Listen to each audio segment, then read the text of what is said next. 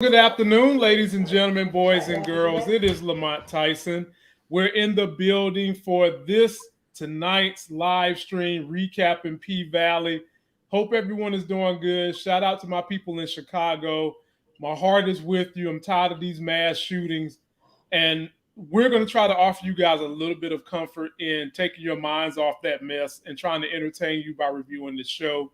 And to do that, I have Monique Nicole and Moochie joining me. Monique Nicole, how you doing tonight? Good. How about you? I can't complain. I'm hanging tough. And y'all know the resident favorite chocolate over there, Moochie. How you doing? And what's up, everybody? Queens is in the building. Okay. You better shout out, girl. Queens in the building. Atlanta is in the building. And my town's so little, I ain't even going to shout it out. It's just too small to be shouting out.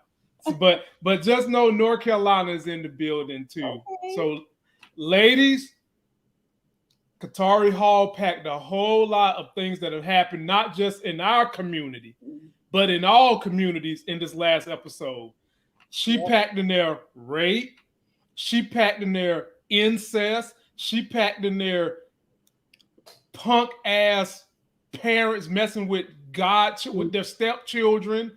She packed in there spousal abuse.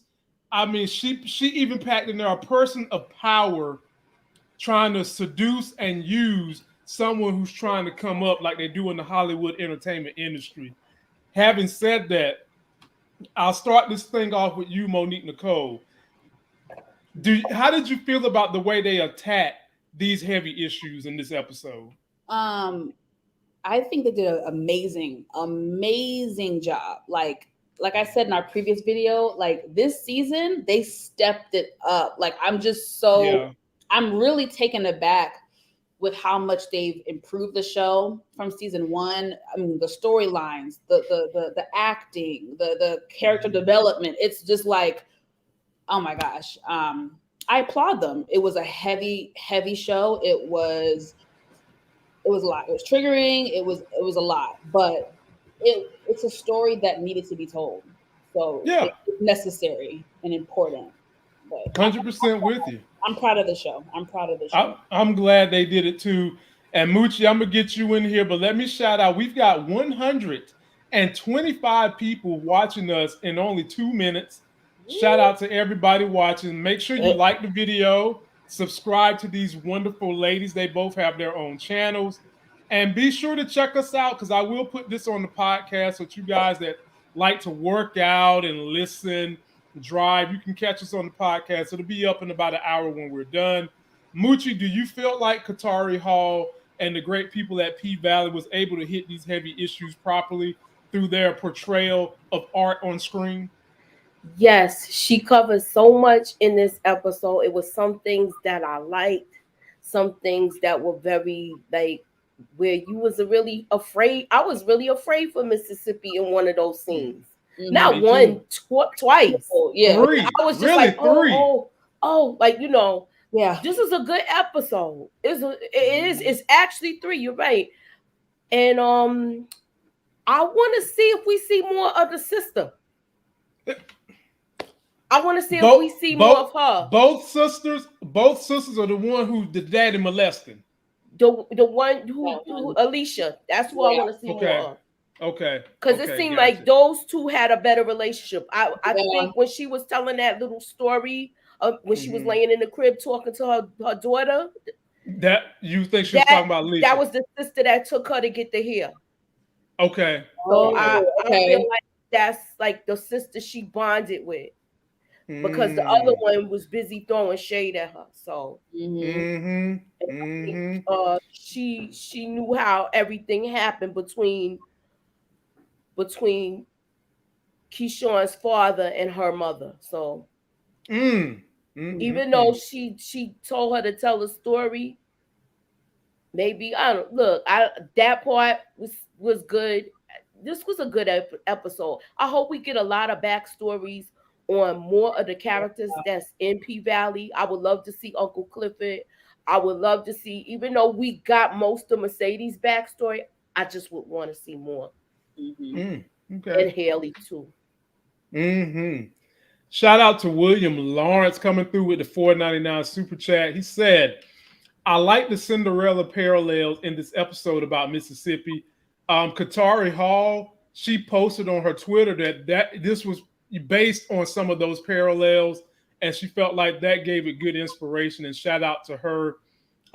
Amazing job of writing this year, man. Just amazing. Sure, it was a lot of parallels. I saw Cinderella. I saw What's Love Got to Do with It. I saw Good Times. I saw so many different where it's like it was a lot. The way he was on in that shirt when she and you could see him down there. Man, in that shirt. Let me tell you something. Right there was like, oh, this reminded of me when Penny walked in the house. Ooh. So that right there, I just love the way she coincides so many shows that African Americans watched, where you saw like a whole spectrum where it took you right to that moment, to that show, right to that show, to that movie. So that's what I liked about it. Yeah. I like the fact that when he was ironing that shirt, I was getting Burning Bed vibes. I don't know if y'all have ever seen the late 80s movie Burning Bed, but I was getting those vibes. And right now I'm getting a diva vibe because look who has decided to come through. Y'all haven't seen her in a minute on my channel, but she is back. I told you she hadn't gone nowhere, ladies and gentlemen. I'm here.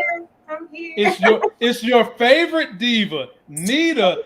And usually when she comes dressed like this, with that milkshake like that, the super chats be flying. Do you hear me? Fellas, go ahead and treat her like y'all would treat Mississippi if we was in the paint. Oh, see, look at that. Look at that. Look, I told you. Woo, baby. I told you. When Nita come through, she bring all the boys and ladies to the yard. This is the homie Sweet November. Her family, long time, lots going on, but happy to catch the live. Up for Wody. He is the MVP of the episode. Definitely. I appreciate you, Sweet November. And then just before Sweet November, Inga71 says, I always felt that Rome was a pimp and was pimping Keyshawn the whole time. And I'm with you because I was sitting here saying to myself, do he really got deals? Oh, racist Rome. Do he really got deals? He ain't got no deals. He was probably just stringing her along the whole time. Ain't had nothing going on, but we're going to definitely get there. Nita, how did you feel about this episode? Talk to us. Let the people know how you felt about all the crosswinds in this episode. I actually loved the episode. It was like one of my favorite of season 2 for sure. Season 1 was definitely murder night for me, but for season 2, this one really did it for me. And I knew I had predicted in some of my previous reviews that Keyshawn dealt with a lot of colorism. She dealt with a lot of insecurities around her complexion and stuff like that. That's why I always try to be very sensitive about people's complexions and stuff like that. So definitely I knew it. I just knew it. I knew it because that's just what it is. Even now in 2022, it's still so prevalent and it's heartbreaking. But I love the episode. It's one of the favorite of the season for me. Absolutely. And we're going to dive into it. But before we go there, Moochie, I want you to read what this trailer breakdown caption thumbnail says that I put up, because people always love to get smart and come out their mouth sideways. Read that for what does it say, Moochie? I will hurt your baby, Keyshawn. That was your prediction. You've been saying that was your prediction. You know what? But remember, we was talking about it last week when we was thinking worse when we saw all the flowers. Yes. Remember, me and Nita's was like, I hope around we don't hurt that baby real bad, like because the flowers was around the crib. Y'all stop questioning my Shido Shin, okay? Damn it. Somebody gonna have the nerve to come out their mouth and say, he never said he was gonna hurt the baby. And I'm sitting here saying, nigga, do it take him coming out his mouth to say with those behaviors? Are you really the kind of person that don't watch behavior? You just listen to what people say? You in for a rough ride commenter that said that. I wish you would have highlighted the comments so we could see who it is, so we could be like, look, you were wrong. I'm not really at a point where I want to do people like that just yet.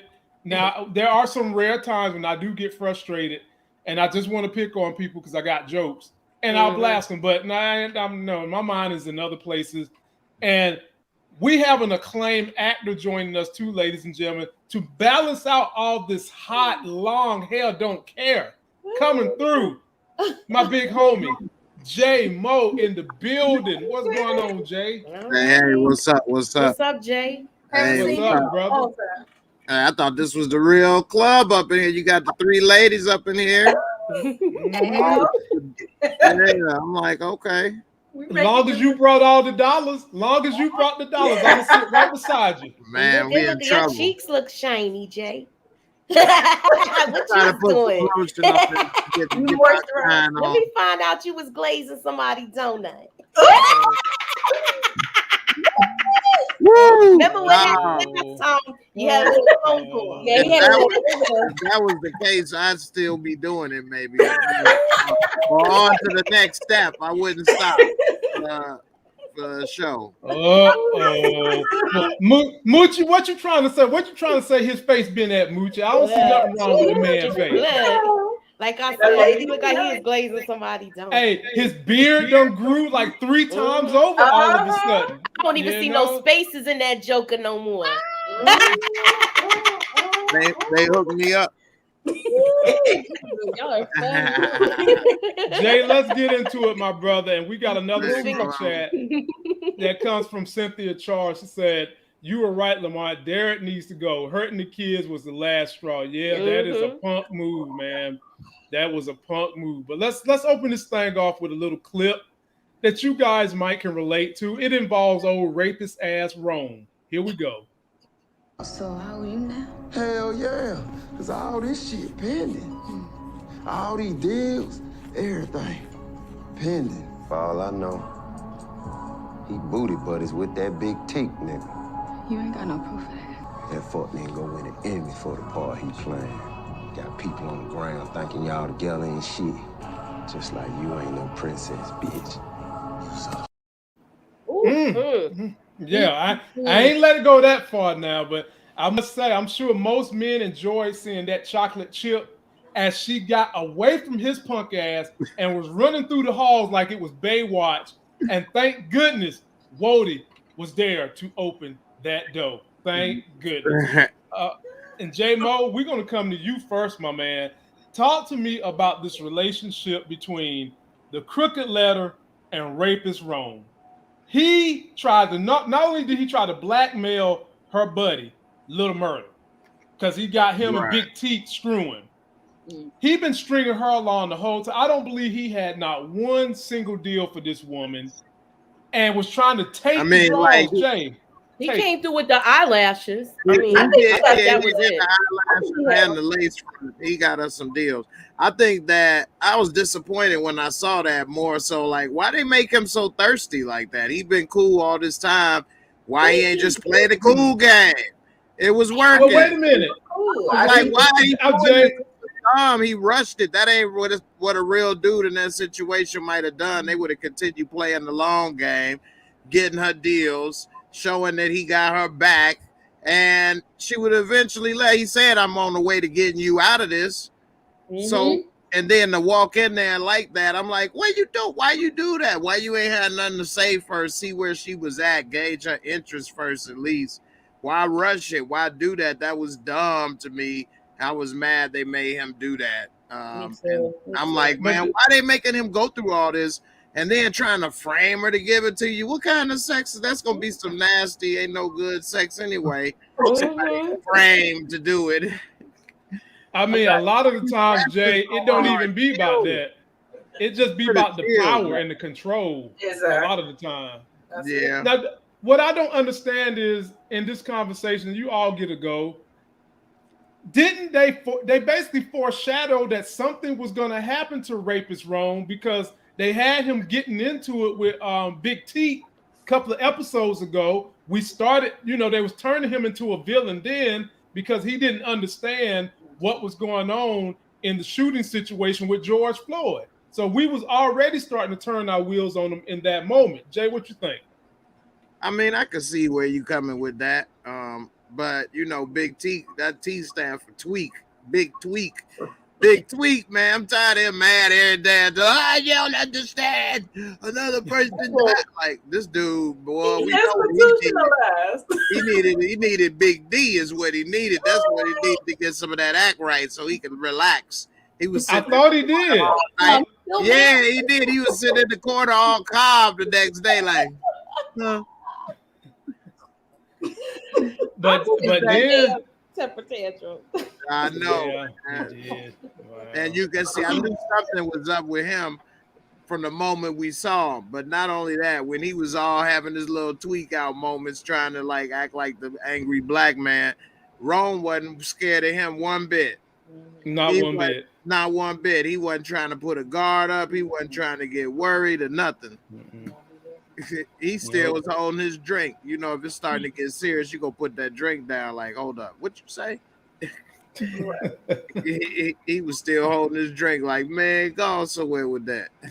Okay, Nita the Diva, jump in this conversation. Give me what you saw between Rapist Rome and the Crooked Letter. Yeah, definitely. Rome always struck me as that type of person, just because he was real smooth talking, because he had the connections, because he had all of the power, and he knew where she was coming from. He knew that she was a stripper, and like Jocelyn said, they always think you a hoe, and so that's the baseline. That's the baseline. And with men like that, like I never get the reasoning with the whole thing. You owe me more, but you're already getting paid though.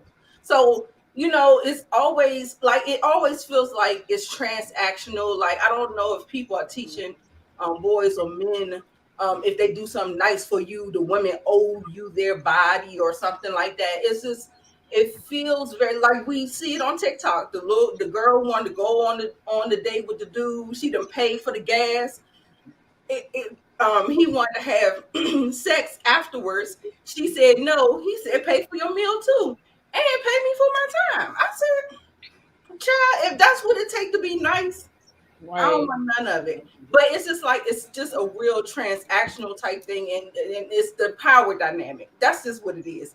You get hungry, and it consumes you, and it does something to the ego, and it just, because I as a manager, you get money, right? You get a cut off of the top. So you're getting paid. Exactly. You're not doing anything for free.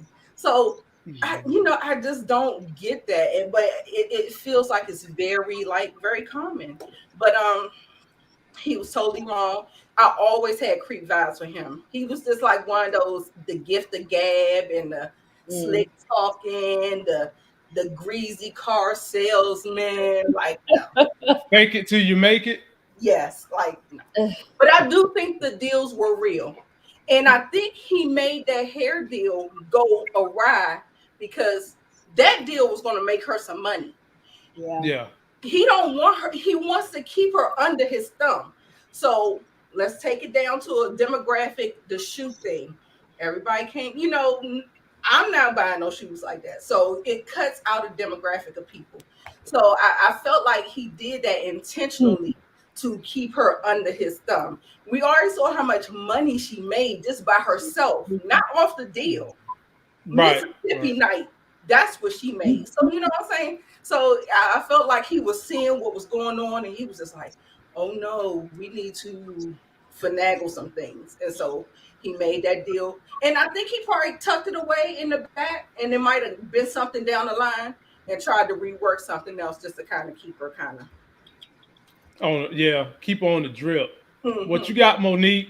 And with Rapist Rome, like everybody's saying, he was gonna get paid regardless, right?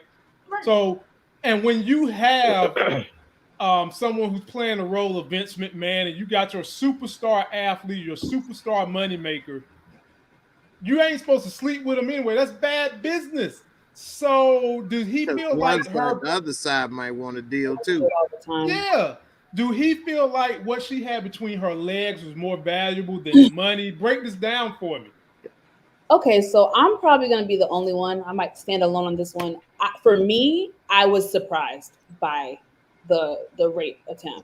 That's me and you surprised. No, I was surprised. No, I was surprised too. Okay, so because my thing is, like Nita said, Rome, we kind of knew he was that sleazy car salesman. We knew he was about the money, about the bag. He was selfish in the sense of he gonna drop you and go with whoever's hot. So I knew he was like that, but that personality does not equate to rapist. So for me, I was really, maybe I'm naive, maybe I missed the sign. I felt like there was no breadcrumbs left for me to think he's a predator. I just never got that. Yes, he used to say, stuff like, oh, she's sexy chocolate. Yeah, what man doesn't say, she's beautiful. So that never bothered me. The rape thing really took me by surprise. I low-key feel like the writers threw that in there to give a better reason to kill him off. Meaning, how do I say this? The situation with Little Murder and Teak, that's not enough to just kill him. That'd be kind of messed up if they killed him just for that. So I feel like the writers were like, okay, we got to make him do something super egregious to where it makes ultimate sense to off him. And that's just my thought. Again, was he sleazy? Yes. Was he selfish? Yes. Was he about money? Yes. But I just never got that predator rape vibe from him. So I was really taken aback. I was disappointed. Even though there was things I didn't like about Rome, I'm not going to hold y'all. There was moments where he kind of made me chuckle. There was something about him that at moments I don't know. Maybe I'm crazy, but there was moments, he had little moments where he'd say certain things and, I get a good little chuckle out of it. But I was taken aback by the situation and just really disappointed. He just seemed like a little creep manager, but he was cool. Yeah. Yeah, and then to do that so fast, we all knew he probably would want to get it, but I thought he would play the long game. But then again, in real life, the person that's the devil doesn't always look like the devil. What's the saying? Like it appears as the angel first. Whatever. They said that in the episode. That's what they said in the episode. That's what Uncle Clifford said. You're right. So that is a thing. The bad guy isn't always the one that looks like the bad guy. I have to remind myself that even when I go out, it's not always the creepy rapist van. Sometimes it's the dude in the BMW next to I mean, those are the ones that get it the easiest because you don't see it coming. If you believe in the Christian Bible, Lucifer was an angel before he went to hell. Right. Mm-hmm. So Moochie, what you got? By the way, did y'all love Uncle Cliff narrating this thing? He made this thing sexy the way he would narrate. I like the way he narrated it. And then he still had to stick his rule in there. Right. My boy J-Mo, what rule was it? Rule 67.5. Make sure you always got that rule book ready. Floor's yours, Moochie. You know what I was thinking? He knew that Jocelyn was about to spit some game to her. That's why he wanted to dig his claws in. He figured if he come out there and they actually do it, he secure his position to where he is. Because once she hook up with Jocelyn and him, and I believe it's quite a possibility if it could go that way. Once she hooks up with Jocelyn and them, it's no stopping her. That deal, the deal with the lace front still could go through. And that's probably why Jocelyn was like, it's a metaphor. When I'm speaking to you, let me spit some game to you. No matter what, they're always going to see you as a whole. Yeah, that dude too. So that's what I got from it. I do believe they did try to make him a villain from the last episode, showing how insensitive he was to that situation. Mm-hmm. But he did some sort of bait and switch thing with her. I do believe those deals are on the back burner, and he did that. And if she would have slept with him, it would have sealed the deal. She would have got everything and then he thought she was stupid. Nita brought that up last night. He thought that she was just like not a girl that's smart. She knew what the percentage was and how the shoe is not making, it's going to make me some money, but not like how the lace fronts would make money. And it would have took her to a different level. Yeah, that would have been a smaller customer base with that shoes. I don't know. I feel like Rome like presented himself as a smart businessman. So I felt like, and I also got that greedy side of him. So why not? He remind me of Puffy. I'm sorry. He remind me of P. Diddy. Yeah. That's how everything is But glitter, Puffy is a smart businessman. and he's a smart businessman. Well, who ended up with the money? Self-interest is his own self. Who ended up with the money? But that's my point, and that's why I'm saying the rate thing threw me for a loop, because right. I thought his demise would have been, I don't know, I just thought it would have been a different thing. I really thought it was going to be him and Teak, because him and Teak been butting heads. I felt like they really had that brewing, so that just freaking threw me. It just threw me for a loop, because I don't know. I feel like he was a smart business guy about the money. Why would you go and mess up with your main act? But some people are just like, he probably thought she was weak and was going to give in and give him some. Yeah, because he felt like she was vulnerable. Mm-hmm. He felt like she was vulnerable. She's in a bind. She wants to get away from the dude. He was like, I'm planning your getaway. Yeah, and he knows her home life. So I hate that he's doing the same thing. Just do it. Yeah, it's the same thing. But you know who else knew her home life? And he wasn't offering her no money. Derrick. She wasn't making no money. Derrick. Diamond. And she didn't go with that. You understand? So it's just like, you know, she ran back faster once that happened. Right.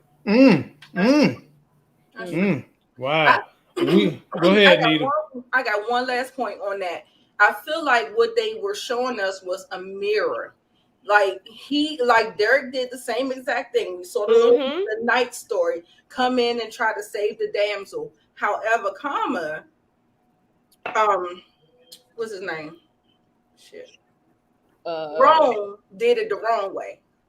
He did it the wrong way. He tried to present as nice.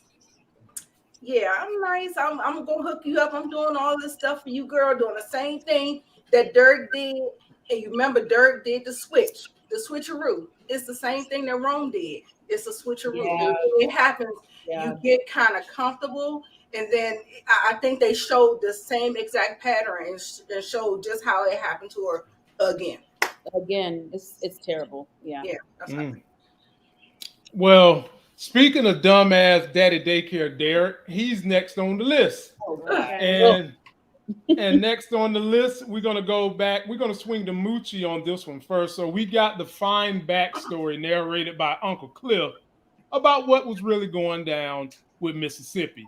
We seen Gidget was in high school, leading the cheer camp, and they introduced us to her stepsisters, who they tried to build the one stepsister kind of looking like Haley Bailey as the hottest light-skinned thing on the street, right? Everybody in this place was color struck. They loved her.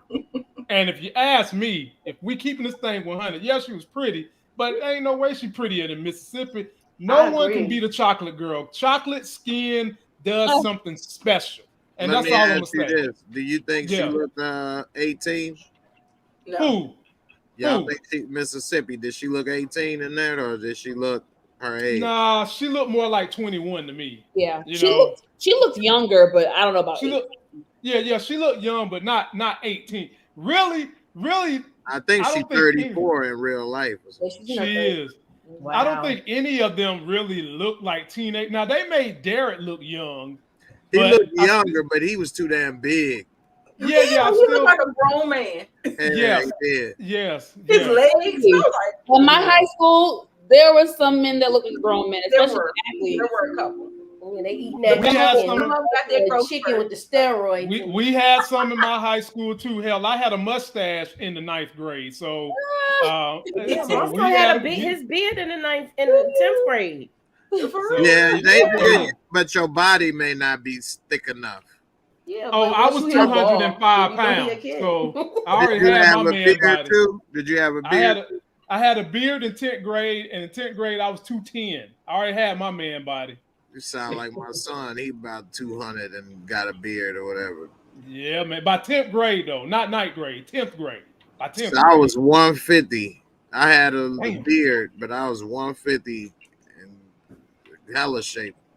Those were the days. Yeah, man. So Moochie, we're gonna give you this one first. Talk to me about your thoughts and feelings of her how she fell in love with dumbass daddy Daycare Derrick, who got spit on by a black dude, and he tried to pull rank and show off, and he consoled our girl Mississippi when she didn't make the cheer team, and then he even came and picked her ass up in his Prius chariot. I give him props for that. Now he was bold enough to pick this woman up. He spit his game in a Prius. Floor is yours, Moochie. Only thing I had a problem with was the black guys that was like making fun of her because she wasn't like giving them no rhythm. Mm-hmm. And I don't think it was like because she wasn't attracted to him. I think it was the approach that he did, and then he was like, "Well, you better get out of that, son."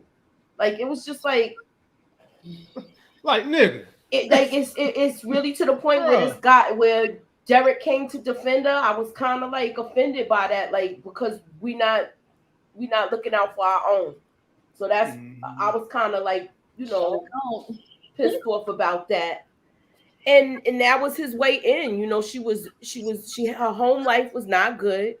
No. And he was like a breath of fresh air. He was like a breath of fresh air, and it looked like she was being treated like Cinderella the whole time.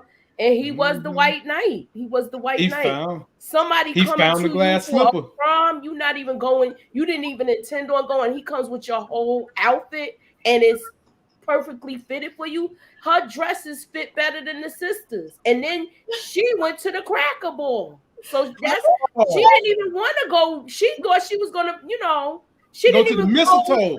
She didn't even want to go to the mistletoe. The sister was getting dates and turning them down. So she went to somewhere where they wanted to go, and it seemed like the mother was hating on her too with that part. Oh yeah. Now, Moochie, let me say this to you about that sister. She did give her a warning though. They said this in the show. Now, if a man come out and say this, we're gonna get in trouble. But that one sister that didn't want to go, that was turning down all the dates to the mistletoe ball, they get to the table and say that she sucked the best penis because it's somewhere in the bathroom on the 3rd floor. But yet she's running by all these men saying, "No, I don't want you," but she's sucking somebody's penis, Moochie. So, did she really want to go to that mistletoe ball, or what's really wrong with Ashley? I think she like older men. Maybe she like older men. I think she wanted to go, but she's like, I'm going to wait until the one I want asks me. She wasn't settling. And what's wrong with that? What's wrong with a woman not settling? Well, look, he's nice, but I really want to go with this person. I'm going to wait till this person asks me. And that's what that's what I took it as. And she probably had to decipher between who was real and not, because the rumors are that she gives good head. So obviously she's not going to say, guys were hitting her left and right. So she's not going to jump at every, you know what I mean? So what is she selling for? The guy with the Maserati and not the guy with the Prius? Maybe. I mean, let's keep this thing real. Because all I know is it was an advertisement for her that's saying that she give good head. Woo. And you know what? I honestly don't think it was true. I think sometimes when men get rejected a lot, there is a rumor that is started about the girl. And exactly. But the thing was, she didn't really deny it. Yeah, her reaction was like, that's what I was looking at. But I do know that sometimes they will make rumors about you. If they can't get access to you, they can't do something. They want to create a version of what they want other people to see you as. So if they, you know what I'm saying? That's all I'm saying. Yeah. And I know Nas taught me that the females that's the sexiest is always the nastiest. And I like a little classiness with that too. I don't know about that. That's what Nas said. It was a compliment. Sweet November said. I'm gonna leave it at last. It's a dime you wit. My 9 to split. 9 to split. Lakers lose consciousness. Sweet November said. Keyshawn said it was a compliment. She did. Right, she did say that. It's a compliment because a guy gonna say, I wonder if she do a good job. Let me ask her out on it. No, when the guy read that, he said, "Oh no, never. She can't suck the pee-pee. Oh no, I will not call that number. I'm going to make a note." Right, and maybe that's why she didn't deny it. I'll let you keep on thinking. Now, the only reason I think they even tried to bring that up like that is because they're young and kids and stuff and trying to embarrass and hurt each other's feelings. Grown women wouldn't be saying that. I heard you said get the best head. And right. Hello. So right. It's high school, so what I'm saying is it's a compliment, but it's also embarrassing in high school because then all the boys are looking at you, all the girls are probably hating on you. It's just even though she took it as a compliment, I guess, but it's still kind of like, ooh, like who wants to be the slut of the school? Like, you know. Well, that's true because in high school it was not good for men to be pretending like we go down in them panty drawers and we be eating like we at Golden Corral. That was supposed to be nasty.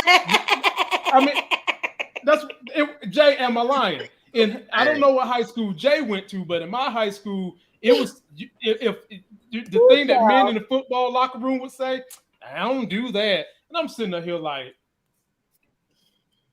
oh Lord. I don't do that. That's what they used to say in high school. Yeah. No, my school. But also, my school I can see that being said. In high school, I could see it being said a little more than anywhere else because you're still young, right, and getting started. So, but yeah, all types of stuff still going on. Right. So, Monique Nicole, I'm swing your way real quick.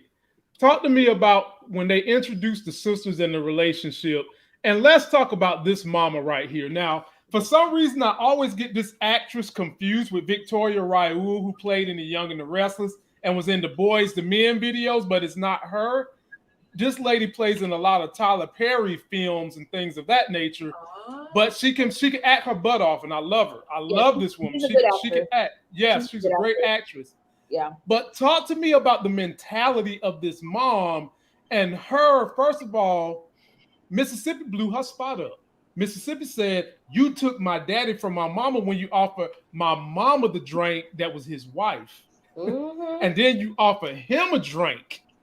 And then next thing I know, you playing house. You ain't a flight attendant no more. And she broke it down in front of the sisters. And it got so bad, they start throwing grits and mashed potatoes and fruit bowls at each other. Floor is yours, Monique. A mess. So I'm going to backtrack just a little bit. I'm going to say overall, I love that they did the flashback scenes. Like, again, it's something where I did not know if it would work with this show, but it ended up working. Like, you know, so I really like that they did that.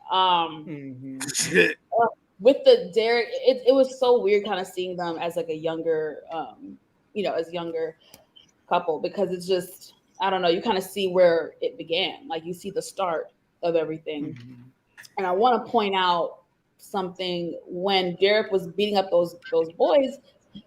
A normal mind would probably look at that and be like, oh crap, like that's a warning sign, right? Because it wasn't just a couple punches and he was looking like he wanted to beat him to a pulp. So most people would have been a little alarmed by that, but I feel like Keyshawn had such a big need to be saved and someone to protect her. So the fact and be accepted. And being accepted. So the fact that he stepped in and was like trying to save her or help her, that overshadowed the warning signs that she was given in that moment. Because if that was me, I'd be like, whoa, this guy is got a temper. Well, Monique, what about the fact that not only did he, that was a warning sign, but what about the white privilege? The brothers got sent home and suspended. Yep. Because the school needed his cheerleading ass to keep cheerleading, they kept him. That was some white. Not only did you see crazy, but you saw white privilege. You saw white privilege because he started the. I know he didn't start the fight. The guy spat on him. The guy spat on him. Too much. That where that happened. That's why I could see why somebody would get beat up like that. Because that's a nasty gesture. It is very. And that's the ultimate sign of disrespect. They would still give you both suspension. They deserve that ass whooping, but then it seemed like he enjoyed it a little bit more for other reasons too. Yeah, and he was abused too. That's why he probably was getting off everything that his father was doing to him. Because once she found out that he was abused, that was her sign. Like, this is not the right person. maybe I shouldn't get in that car with him. Right. No, she was thinking, okay, almost like a trauma bond. Like, okay, well, it was a trauma bond. Too, so we can try to save each other, and that's kind of what she probably was thinking. Girl. So, man. That's true. So the mama and the little wicked stepsisters or whatever. Child, straight up Cinderella. The wicked stepsisters. It's 10 times worse because at least in Cinderella, the daddy was dead and did not bear witness to the mistreatment of his child. Here, that damn father is alive. Alive and present. I'm more upset with the father than the damn raggedy ass stepmom because we know she's trifling and a home wrecker. I would never understand how adults will take something out on a child. I have seen it personally. Right. I've seen it where the man stepped out, had a child, however, right? And you'll see some women, sorry, y'all, it's thundering. I don't know if y'all heard that. Some women will just treat the child so terribly. And I don't understand the psyche of someone like that. Why would you take it out on the child? So the stepmom gets no love from me. The damn daddy, I can't stand him because that's your child. You already put her through enough by leaving the mama and cheating, breaking up your family.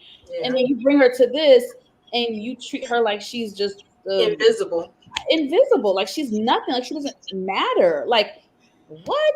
Like, how do you not say to your daughter, honey, dress up? Why aren't you going to the dance? Let's get you some clothes. Let's get you to get. Why would you not do that? You have her taking the picture of y'all as if what the right. Monique, you want me to tell you what's wrong with that daddy? That daddy is blinded because he's too busy fondling and being a child molester. That's what's wrong with that daddy. He is too busy. Exactly. And what makes this mama even worse? I believe the mama know what's going on. She know. She don't want to stop her gravy train. Yep. Right. Exactly. And when you mash all that together, I have to give the mama just as much bad rep as I'm giving the daddy, because you know that this is happening. And in order for you to keep the bad, you letting this grown man mess around with your kid. Yep. Come on, man. I have to be honest. As a viewer, I don't know that. They didn't get, in my opinion, I'm just speaking for myself. Right. They did not give me enough for me to assume that the mom knew. I didn't get enough. I think all of the lonely nights, all of her drinking, all of her being somber, him cheating. He's cheating, but I don't know from what they gave, right?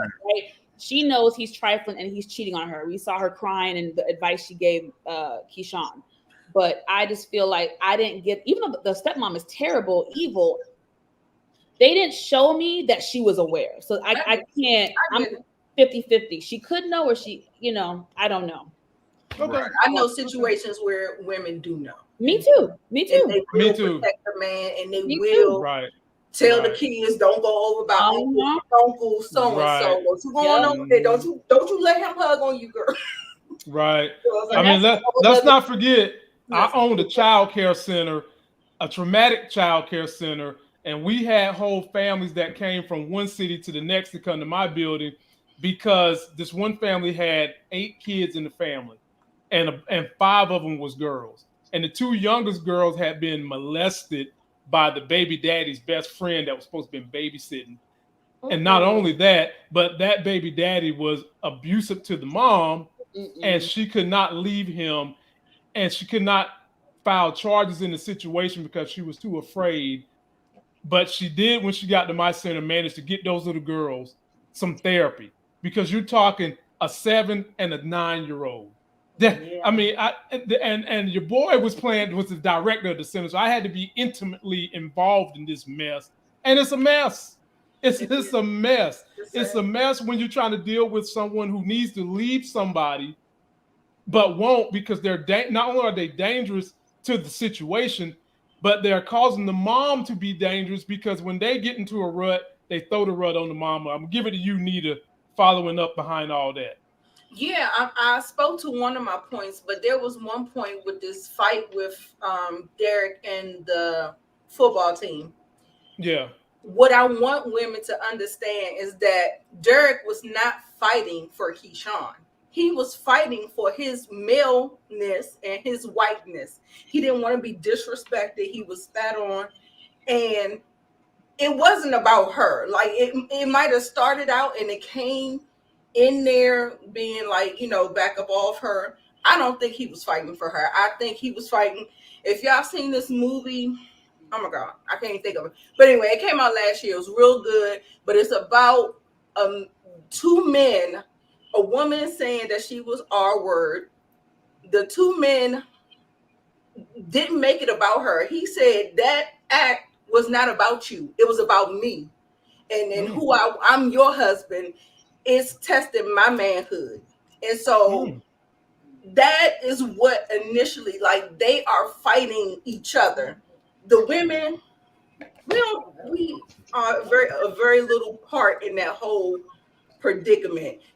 The predicament may come because of us, but it's not about us at the end of the day. They are warring with their manhood, trying to, So what you saying is Derrick was beating up them gutter niggers, as he would call Diamond. Yes. I mean, I think it could be that, but I also feel like it's his psyche. He's effed up in the head. Like, he has this unnormal rage about him. So, I mean, that comes from getting beat by his daddy. Right. But, and to that, it's just interesting how everyone's psyche is different, right? I always say it's interesting how two people can be brought up in the same situation. You can have two people that were in an abusive, volatile household. One person is going to grow up and try to be an amazing person, not be their parents, be better than their parents, do all of that, be amazing, right? Go on to be amazing father, all that stuff, husband, everything. But then you have this other person in the same situation, and they grow up and they end up being the very thing that their parent was. So it's just, I don't have the answer for it. I don't know. That's just the way of the world. I have seen it. It's just, it's really interesting how people can be affected, in the same way, but turn out different. Jay, what you got for us, brother? How did you feel about the whole Keyshawn and Derrick and Keyshawn and the stepsisters and this mom who is nuts and has colorism issues on top of everything else she's got going on?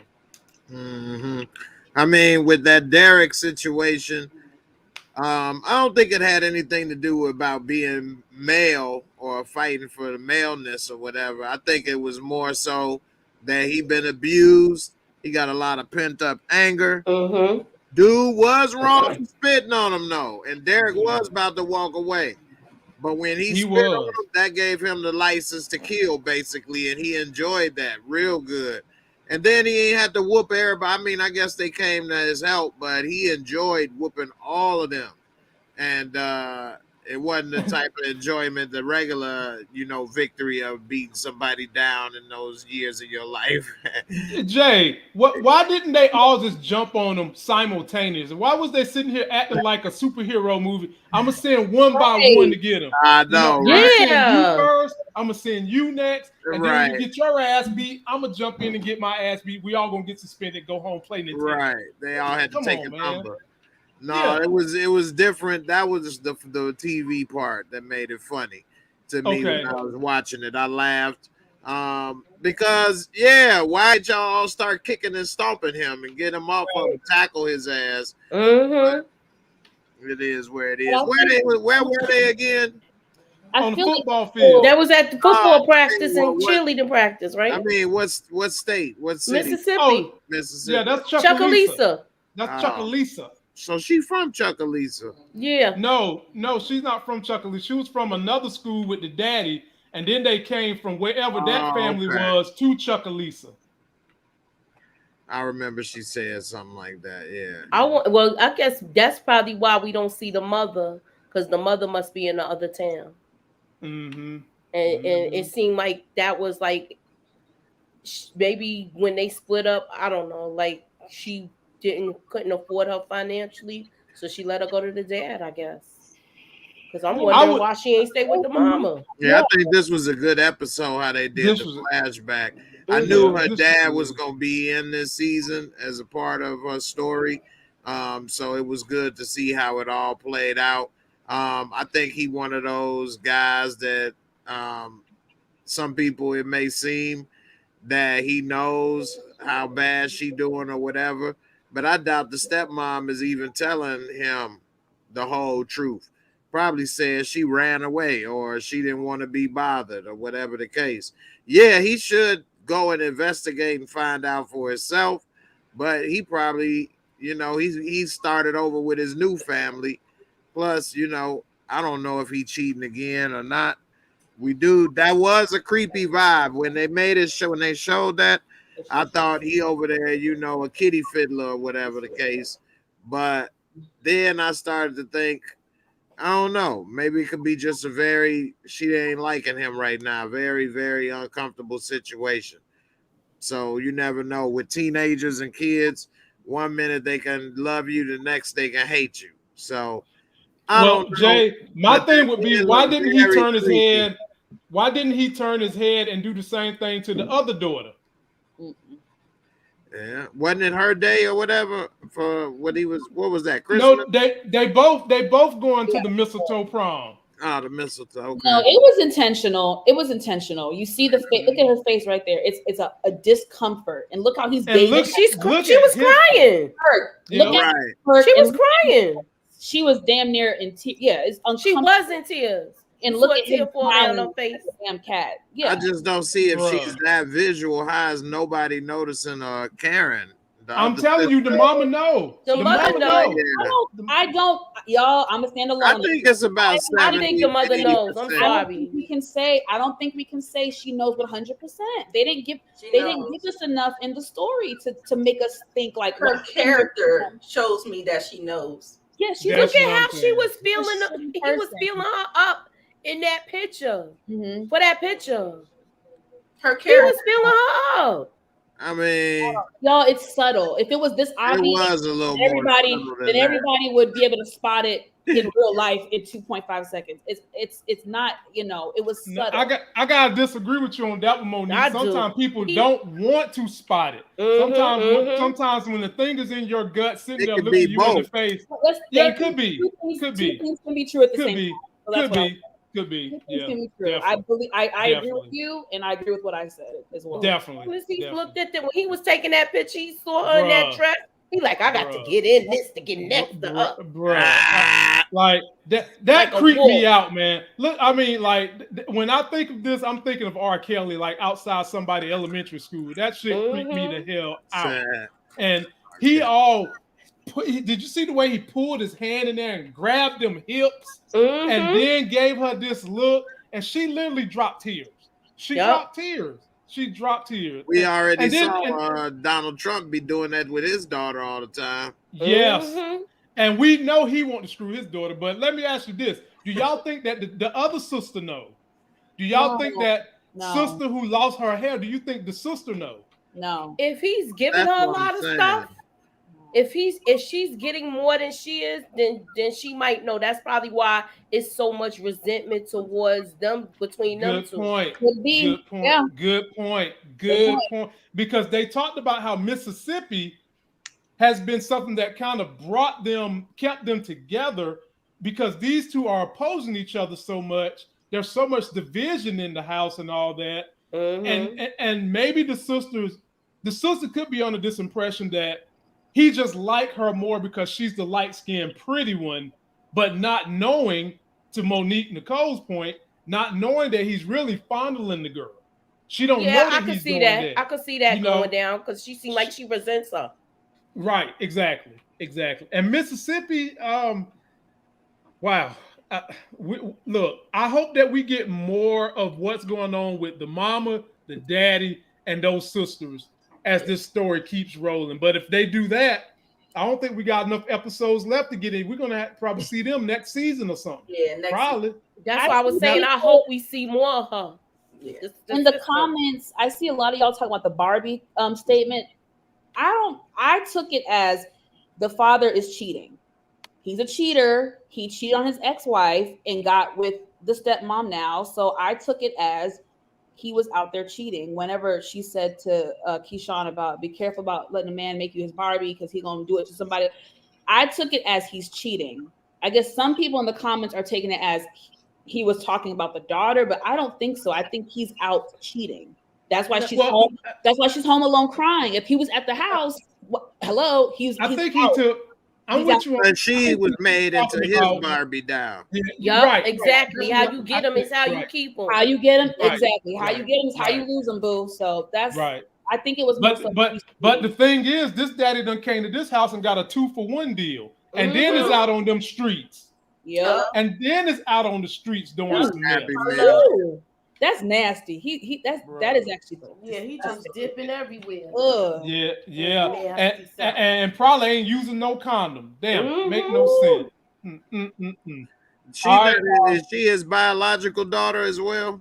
No. Mississippi? No. Not Mississippi, the other girl. No. Stepdaughter. Okay. Okay, so those two girls are from. So he's gonna be like Woody Allen. Okay. Basically. But see, the thing with Woody Allen's daughter, she actually liked him. This is the face of, I don't want you touching me. Nah, that's a difference. I'm sorry, I disagree. She was groomed. She was groomed to Woody Allen. From a child. No, I agree with you on that. But at some point in time, she still wound up coming to the point of liking him. In this moment, this little girl can't stand the touch of him. She can't even stand to be near him in this moment. Right now. Ugh. Somebody said he was out with the daughter. Y'all are, come on now. Please. Come on. Who knows? He could be meeting her places. They didn't say he wasn't. Did we not all just agree that her face was a face of someone who was distraught, disgusted, and why would she meet up with him out to go to a movie date? What choice does she have? Because in the same token, you can say how is he getting away with screwing her? She's not telling someone. He's sneaking in her bed like a lot of other men did. And he can't sneak her out somewhere and be like, you know what, you coming? It's far-fetched. Everybody got their own opinion. It's far-fetched, y'all. that comment threw me for a loop. Ain't far-fetched to me. He got this chick mind trapped too. He got a trap. So he got a mind trap. What? He do.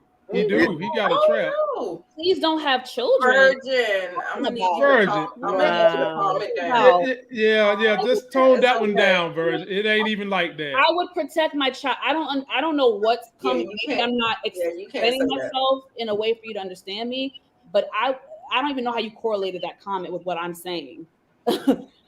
I don't understand. I would never allow that in my house. I would kill the man. Okay. So don't even try me. You don't even know me like that. Okay, yes. And I was gonna say already jumped in there and said it too. So but we're gonna go ahead and homie. That's this crazy. Is the homie, my homie Ilanika on IG. What's up, my sister? Chocolate sister at that. And truth be told, there's man stars have been through this too. It is. That is true. A lot of men are gay because they got groomed by stepdaddies and stuff like that. And boyfriends. Definitely. Yes, exactly. He is absolutely, we know that. Yeah, for sure. Home, yeah. And when you get to talking about that heavy issue, think about the Catholic Church, how they was grooming all them little boys. These little boys grow up all messed up in the head about their sexuality, and then wind up suing the Catholic Church, and they wind up having to pay because they found all the evidence, all these millions of dollars. But that money don't change it doesn't change the mental drama you went through, which is going to lead me into this one that I'm going to start you off with, J-Mo. Now, this is where we're going to get heavy. So if some of y'all don't like heavy conversations, trigger warning. You might want to jump on out of here. We've got 502 people. Give us 502 likes. Everybody you see has a social media presence. Their link is in my video description. We're about to talk about Mississippi and dumbass daddy Daycare Derrick, and him basically fracturing. Now I ain't gonna say fracture. I'm gonna keep it the way they said it. Dislocating the little child's elbow, which I said from episode 1. Mississippi, how could you leave them kids with this man that's beating you? And not only do they go to the doctor, J-Mo, they get to the doctor, and the doctor's damn near siding with dumbass Daddy Daycare Derrick. It took the sister that had to walk in there and be like, bro, look at them bruises on this little boy. Look at the bruises on his back. And then Keyshawn, who has had enough, walks in there, confronts Derrick. What does he do? What his daddy did. He tries to beat her again, drags her across the floor, grabs the damn iron, and Keyshawn pleads with him, don't do it to my face. And within all that, Jay Moore, we saw a scene where he tried to say Keyshawn trapped his white ass. Where we saw a scene where he said Keyshawn trapped him when he the one that pulled over in the damn Prius that don't drink no gas, and then blame her for getting kicked out from the family when the family don't like black people in the first place, and you still dipped your ass in that chocolate, because once you go chocolate, you don't go back. Floor is yours, J-Mo. Yeah, I mean, that was a crazy scenes that was happening with all of that. I don't know if the doctor was just taking his word for it because, they one of a kind. But, yeah, that was crazy. That little boy was beat up. Bad to put them bruises on his back like that. This dude was throwing body blows like he was a grown man or something. Yeah, that ain't no discipline he was doing. He was just beating her the way his daddy beat him. That ain't no discipline. What kind of discipline is that? I don't know, man. That was real fist he was throwing right there at that kid right in the back, which is crazy. I mean, everybody may have used the open hand smack on the thighs or something, but that right there, that's insane. That's abuse. That's child abuse. Absolutely. I believe just like the sheriff, the doctor knows Derrick and his family.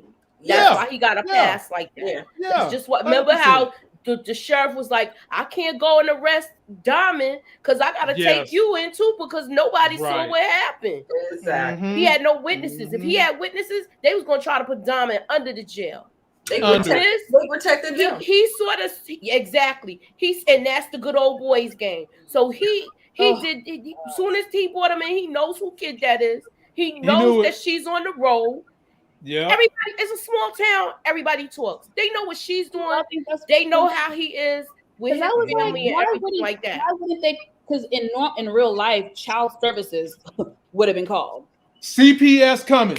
Just like that. Exactly. She wouldn't have even been able to walk out of that doctor's office. Right. That's why the nurse was looking like, you not gonna do nothing about this? And he's saying that it's basically, what was it? Nurse a contusion. No, he's with the arm. He said it was nurse arm. Like you know how you that's how from you have your baby behind your back. Yeah, but that's from picking up a kid by his arm and probably flinging him across the room. And that's probably that's probably how his little elbow got dislocated. And the baby, the way they got him to really cry and have him hiding under that cover and stuff like that, where she didn't touch him, they did a good job with how they had the baby acting like he was injured. And they probably told him he probably was scared of the dark. That's why where the blanket and all that came in. All right, Monique Nicole, jump on in there, man. It bothers me. Like I said, I own the child care center, so some of these issues, I know how quick CPS is coming. Like we've had this situation happen, and CPS is at your door. Now, I will say there is some racism in the CPS system. I'm just gonna keep this thing real. I'm just being 100. For some reason, they love to come and try to take little black children and then give them to white families. That's just a county I worked in. I'm not saying that's all of America, but that was a county I worked in. I mean, it could be like you blow on a child. Oh, we call them CPS. They at your door. And I have seen where white kids come in with a black eye. You report them. They don't even get, look at the little kitty. Oh, look at the little kitty. Yes, he tried to make hey, cat lives matters on this channel. But anyway, floor is yours, Monique Nicole. Talk to us about this whole Derrick and Keyshawn saying, please just don't burn my face. I mean, There's not much for me to say. It was deplorable. I had to close my eyes. It was very like traumatizing to watch that. Big anywhere but my face. You know you. Yeah, anything but her face. Yeah. I mean, and she trying to compromise with him anywhere but my face. You believe you that? know that's messed up right there when your mind is thinking like that. And the thing, and Monique, you better not stay with that dude, man. Think about if this, she don't Monique. leave now, I'm pissed at her. Yeah, but wait. Let me pause y'all, because that's the triggering part right there for some people, because there are people who have been in these relationships and can't go. And I'm gonna give you guys some examples. There are people who are in relationships that get beat down emotionally, maybe not physically, but emotionally. And we've all probably had a friend who needed to leave one of those relationships. We give them advice saying they need to leave, and their ass never leave. They be stuck in these relationships forever. And you get to the point where you don't want to do nothing with them. So my question to Monique is, no, you shouldn't victim blame. But at the end of the day, Mississippi is the victim in this situation. And usually these women take 7 or 8 times of trying to break free before they break free. Well, I know the only person we can put the onus on in this point is Mississippi, because she's got to leave Derrick. No, she's not letting nobody else save her. She ain't let Diamond save her. She didn't let Unc save her. And nobody else can save her but her. Maybe this with the kids is going to be the thing that opens her eyes and gets her out. I think it's. I kind of lost my train of thought for a second. Damn it, this cat is crazy. Man, that's not your regular alley cat over there, is it? Damn, he over there doing circus tricks and shit. Oh my god, he jumping all over your milkshakes, huh? Just swoosh, swoosh. You're making me lose my train of thought. Damn it. What was I gonna say? Oh my god, I lost it. I will say this. I do think this will be the breaking point. Okay. I'm praying to God it's gonna be the breaking point, because not only her. I mean, Jesus, do y'all know this is like torture? Do y'all know how hot an iron is? Like, I have burned myself with a curling iron before and have screamed out loud. And I still have a scar on my arm since I was 7 years old. What? Doing something I should have been doing, messing with the curling iron, being mischievous, and I still have the scar, y'all. Woo! Hey, they could have reported your parents to CPS. I've been so damn mad. It was your fault. You was playing with the damn curling iron. Sorry. Listen, can't do dumb shit. Come on now. Okay.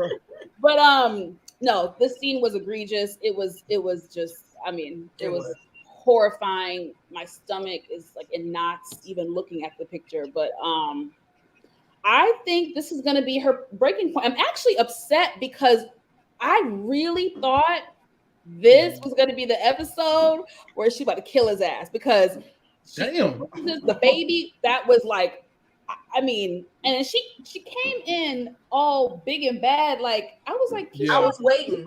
You have backup? Like, you have backup that I don't know of, because you see that he's capable of beating your 3-year-old child, and you went in there guns blazing like he wasn't about to beat your ass. So I was thinking she had something planned. She didn't. I'm gonna just do a little prediction. I predict, because we've been talking about the parallels, right? There's been so many parallels. I really feel like it's gonna be that situation. What's the movie? What's Love Got to Do with It? With Ike and Tina in that limo. Eat the cake anime. About that last night. Eat the cake anime. Not the cake. When they was in that limo and he hit her and she hit back, she fought back. I think it's gonna go down like that. Like, it's gonna be, she's about to fight back. I mean, I said that last night too. Her career is her face. Yes. And it's a big, are you crazy? And Monique, this is, I know he beats her, but dude, you sleep with this woman. Don't you want her attractive, or is your hatred, is your control such that you rather just not have anyone want to deal with her. It's not that's it. If I can't have you, nobody else will. See, we can't look at it logically. He is not mentally well. He is not mentally well. He has whatever mental disorder he has. A sane person is not going to do that. And that was my point with the fighting thing. I know the guy spit on him, but I also think the writers did that to show us the rage that he had in him back then. And it continues. So, listen, in a perfect world, I wish Derrick could have gotten the help that he needed, but he didn't. And here we are. And now it's do or die. So I'm really hoping and praying. I really am. I hope so. That she's going to fight back before the finale and he going to be gone. I would like to piggyback off her because last night I mentioned this. They gave us a foreshadowing moment. Remember me that I mentioned this last night. Yeah. They gave us a foreshadowing moment when Haley was watching What's Love Got to Do with It. It was the limousine scene. Oh, yeah. Like, that's my favorite part. And then that's it. I'm gonna keep it up. Keep following me with this. Walk with me, y'all. Yeah. Okay. Mercedes was scrolling through the phone, and who was being shown? Keyshawn. So that's where when that whole thing happened, when he was dragging her down the hallway, when I said the What's Love Got to Do with that whole thing, her breaking point was when he hit the son. I did think she was gonna go in there a different way, right? And it would have been cool if she would have just went in, stayed quiet, and let him just leave to go out for that interview. As soon as he leave, pack up everything and be out. That's what I thought she was gonna do, and then he was gonna come look for her, and then something was gonna get set off that way. But I was wrong with that. He needed that hammer. When he came in. When she came in with that baby, because she's lucky that she got to come back in with the baby. That's for one. Exactly. Check this out. Ain't nothing to do but to get the little pink hammer. That's what it is. Oh, that's what Nita talking about right here. Yeah, but that was Haley's hammer. Okay, yeah, that's right. That was. Oh, she didn't give it to her. She gave it to her. She used it that night, but they probably got rid of that gun and everything. Because remember, she left with Derrick. You know he ain't gonna let her come back in no house with no gun. Nita, it's your turn to jump in here. So let me throw a twist. Wait a minute. The comedic genius says she got it still. Well, maybe we might see the pink hammer again, y'all. Right. You never know. I think she might have it. So Nita, I want you to comment on this stuff, but is there going to be any hope? Because we've got some intertwining stories going on here. Diamond really cared for Mississippi. But he's done been whisked away by a big bone on a 3-wheeler. You know, her bone's so big, she needed 3 wheels, not 2. And he done been whisked away by her. When Mississippi can get away from Derrick, is there going to be any sparks going on between Diamond and Mississippi? And will there be some rumblings with Big Bone? How do you think that they're going to play this out? I don't think it's going to go like that. I think that Mississippi got the point. I think Diamond he's going to be laser focused on Big Bone, if you know what I mean. And I think she may end up connecting with Wody some kind of way. Oh. Yeah. Okay. Damn. There was a spark, and I didn't really see it coming, but when it was happening, I was like, ooh, Wody. Yeah. And I always like relationships to start off as genuine friendship first, and then move into a relationship. It's a little risky because you don't want to lose the friendship if the relationship goes sour.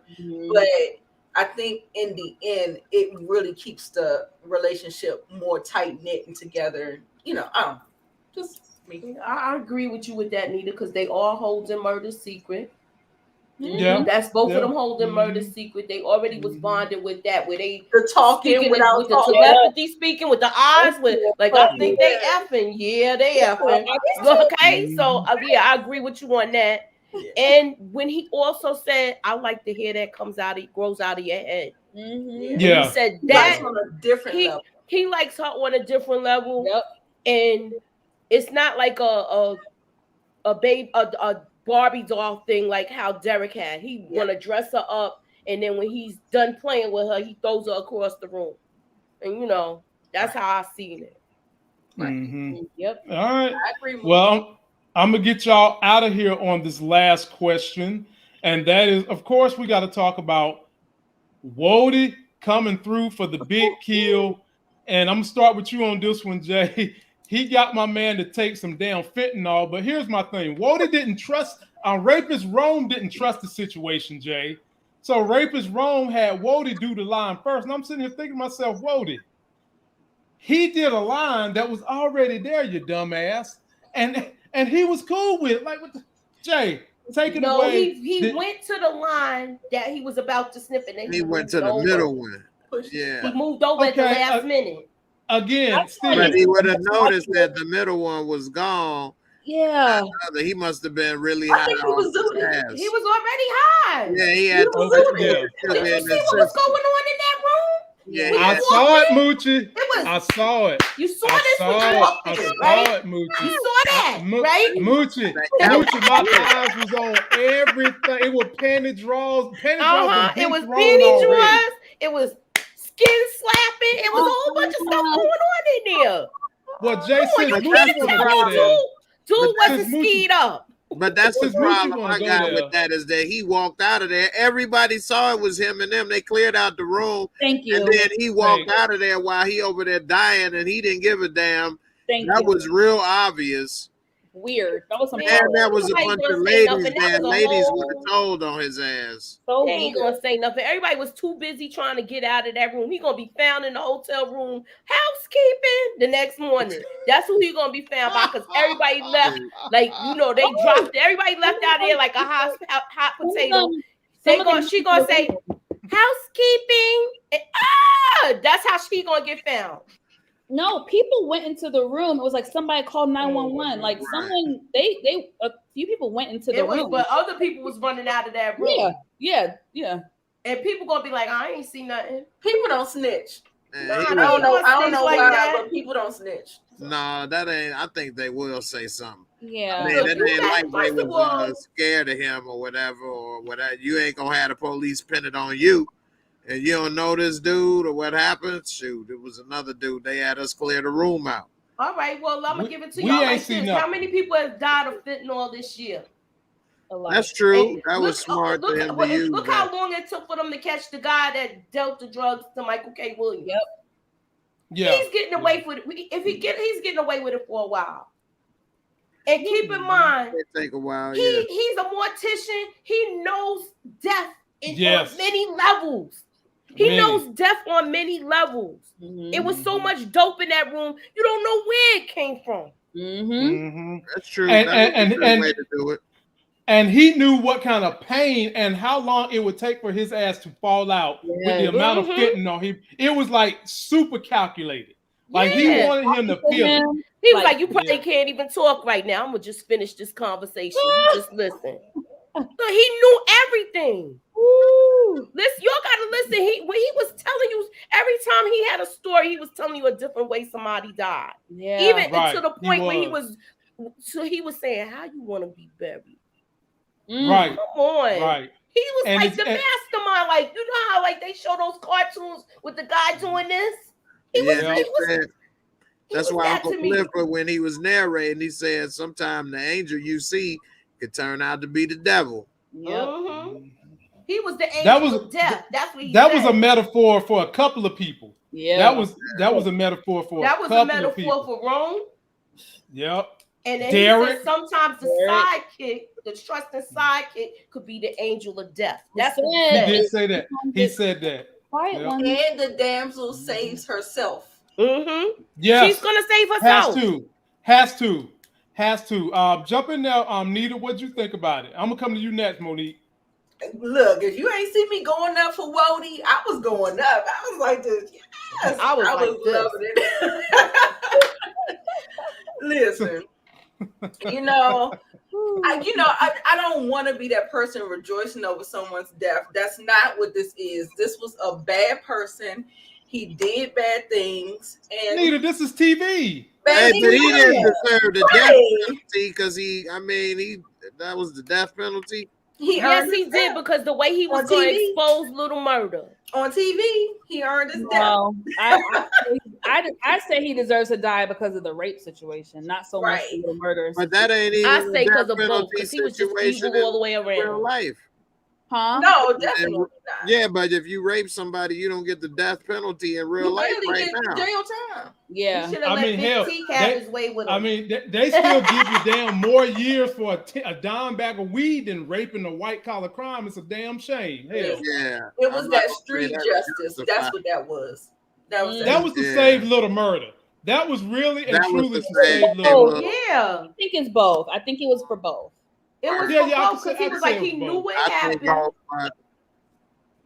Yeah, I think he was I think it was 60-40, 60 to save Little Murder. 40 Sean. Okay, y'all got that. I'll give you that. Either way, an ancient person is no longer here. Thank you. So, damn. I'm here for it. So next, what else? Monique Nicole, you get the last word on this thing, Monique. Finish us off. Nita said one less rapist on the streets, honey.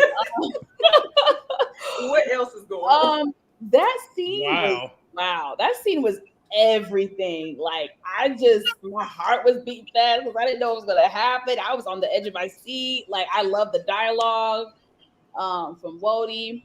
But I do want to clarify, when Rome in the beginning was like, you take it first.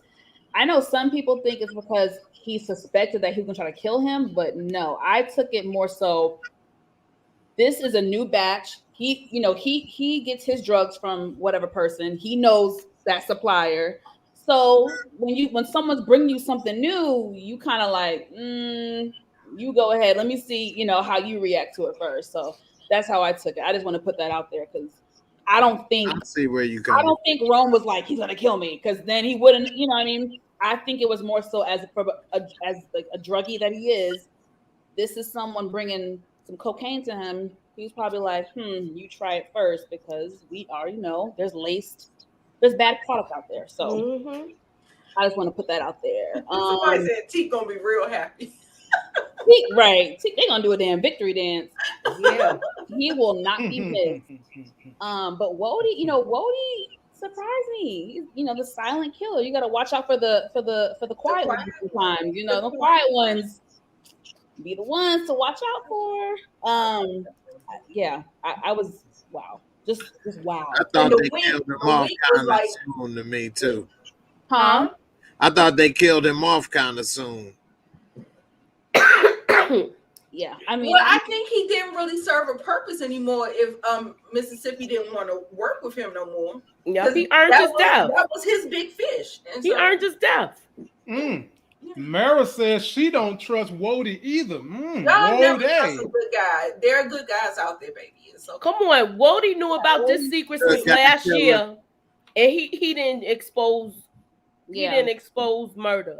He's a good friend. He cares about Lil Murder. Cares about him. That's his real friend. Yeah. Let me shout out Cynthia Charles for the super chat. I just hope he take out Derrick now. Listen. So that's the next thing. Yeah, because he was slept on. I didn't see this coming. I didn't see it coming. I didn't see it coming either. I didn't see it coming. I thought Big Teak and I thought Big Teak and Rome was going to get into it. Yep. Right. And something was going to happen. Maybe somebody was going to get hit by some kind of crossfire. Remember, I said I wanted Derrick to kill Big Teak. I mean, not Big Teak. I wanted Derrick to kill Rome or whatever. So Nika's a comedian, y'all. Y'all please follow this sister on any other IG. mortician for that matter. I know a mortician and she's cool. I say that. I'm saying that, y'all. Shout out to the Shy. If y'all know, y'all know. Y'all told that little boy with the beanie cap, and he was a good boy. I don't trust him. And look, Lena wrote him off in the first episode, talking about, y'all. I know y'all don't think good black men exist, but we do. Listen, that ain't everybody's fault.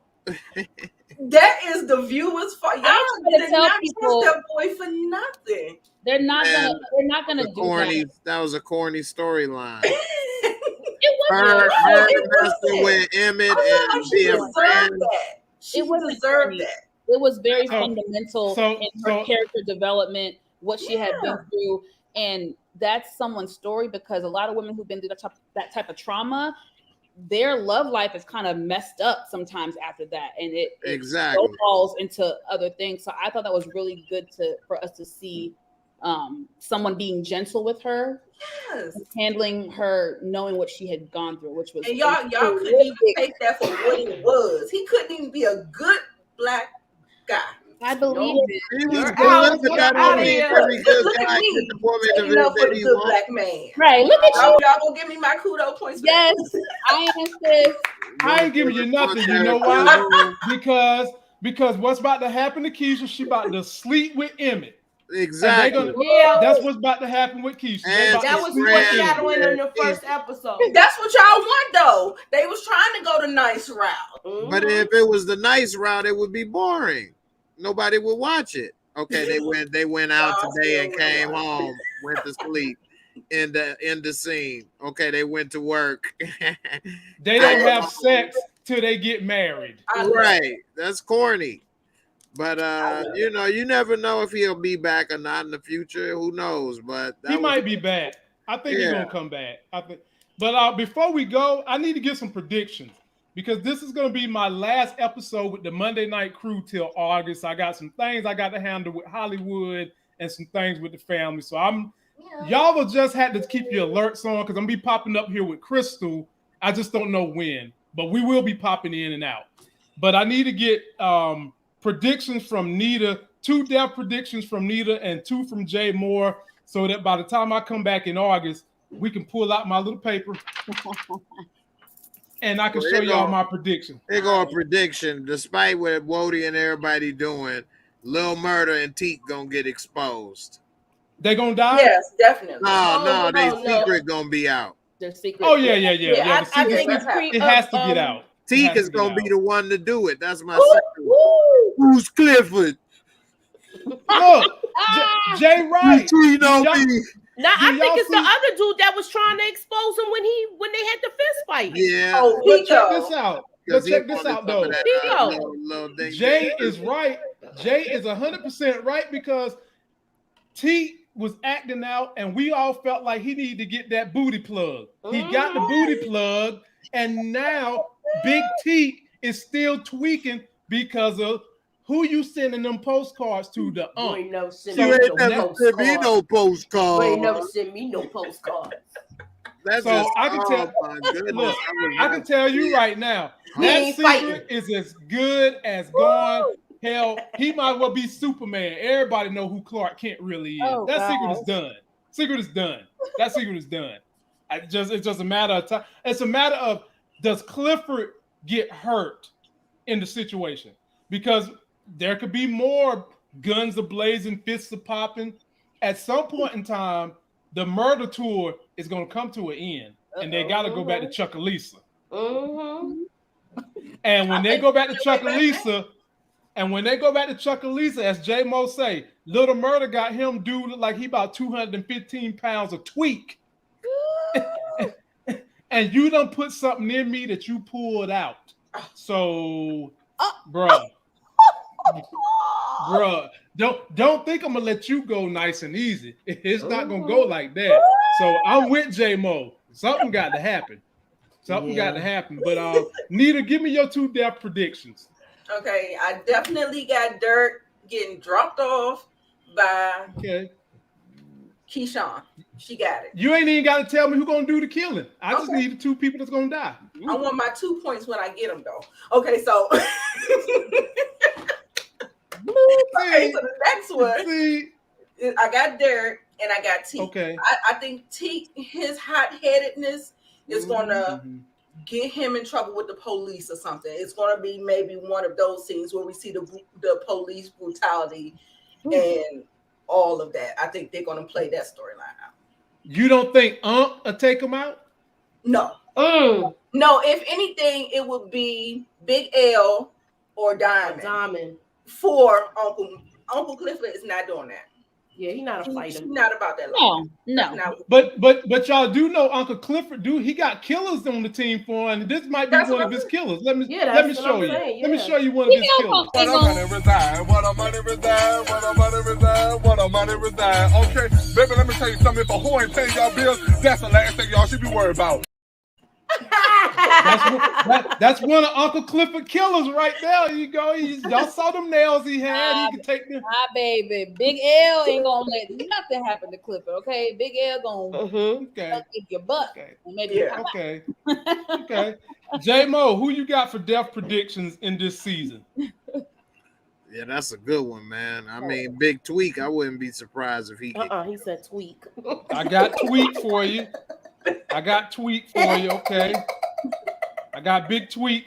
Or do you want me to call him Big Twig? Whatever bend over. That's more what like you a call big him. twink. TWINK. Okay. Oh my gosh, y'all! Literally 30 seconds. There was an interview with him, like on the red carpet. I think of the premiere of P-Valley. Oh my gosh, like ladies, he is fine. Like he's very well spoken. I thought he was cute on the show, but it's hard with his character. But baby, on that red carpet, I was Big twink. wow. Yeah. I love the way he spoke, well spoken, very poised, like great. Yeah, totally different. Kudos to his acting, right? Let me ask y'all now: if you was dating him, how would you feel about that scene? It'd be what it is. Yeah, it's acting, so it comes with the territory. Of course, it's like the comments. It's gonna be hard. As far as like the public scrutiny and stuff. But I would respect it and support my partner. Jay, the day has come. My wife used to always say, I just always tell her, and they done heard this story. I used to always be like, honey, if they tell me I got to have a love scene with Halle Berry, that is just a sacrifice I got to make for this house to make you money. And she would always say to me, well, what if they said you need to have a love scene with Matthew Berry? And I would get kind of quiet. She's like, what happened to that's a sacrifice you got to make for the house. Mm-hmm. But that was 10 years ago. It's for real now. So, hey, it's for real. But who else you got, Jay, other than Big T? That's all I got for Big Twink right now. Big Twinkie. That's your only prediction of death this season. All right, I'm gonna add far, I don't see nothing happen. Maybe Diamond, but that's about it. Diamond? Oh, okay. Let me tell you something, Jay. Damn, they died this episode in the damn room where they had the little creature from the black room coming up. Forget the black lagoon. The black room was coming up out the floor, about to grab him. He had a heart attack. Down the black swamp thing was coming up out that joint. I said last week, Jay.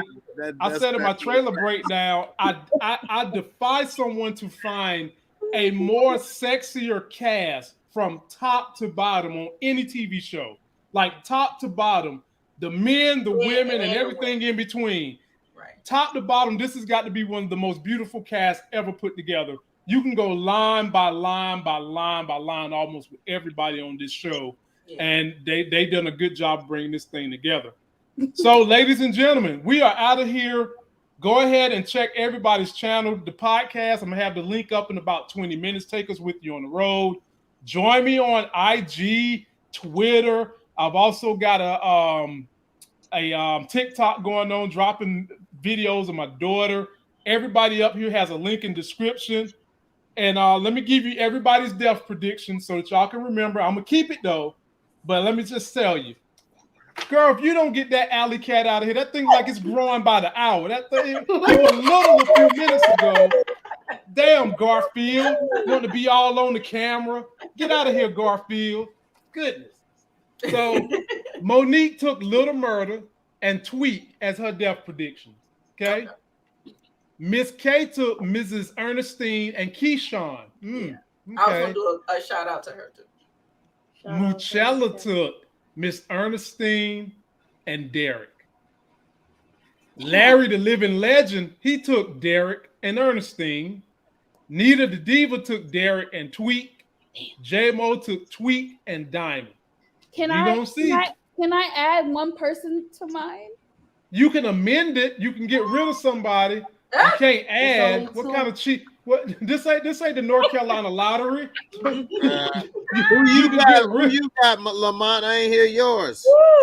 Oh, because I wasn't gonna tell y'all mine until the finale. You can't do that. You gotta say yours now. You gotta say yours now. What I'm gonna do? This is what I'm gonna do. My wife wants to review one sometime while we doing our little vacation soiree, and in that episode, I'm gonna pull out my paper and I'm gonna make my list then, so it'll be like next week or so. All right, pack that up with your stuff. That's going on vacation. I'm gonna pack it. Look, let me show you what it looked like. So you can screenshot that, so you can't be like, he just made up a new card. No, it's gonna be this card. I'm gonna pack it up. I'm gonna pack it up. You gotta give your prediction, man. You gotta tune in. Look, that's how you keep the people. No, you gotta tune in. You gotta tune in. You gotta keep that button on location. You gotta tune in. So we gotta give him. We gotta give him something. Bring the people to the yard. Yeah. Look at Monique over there trying to shake. You want me to give up all the goodies? I ain't even got no money yet. Daggone. Give me some dollars before I take off something for the holiday. You gotta give me some dollars. I know that's right. I love it. So. People, we out of here, man. I've enjoyed it. Thank you for everybody that tuned in. We went up to 600 people on a Monday night. You guys are a great audience. Keep those alerts on. I will do my trailer breakdown tomorrow, and then after that, I'm going to be very sporadic. I will get the Thor review in by the weekend because my wife is going to go see that with me.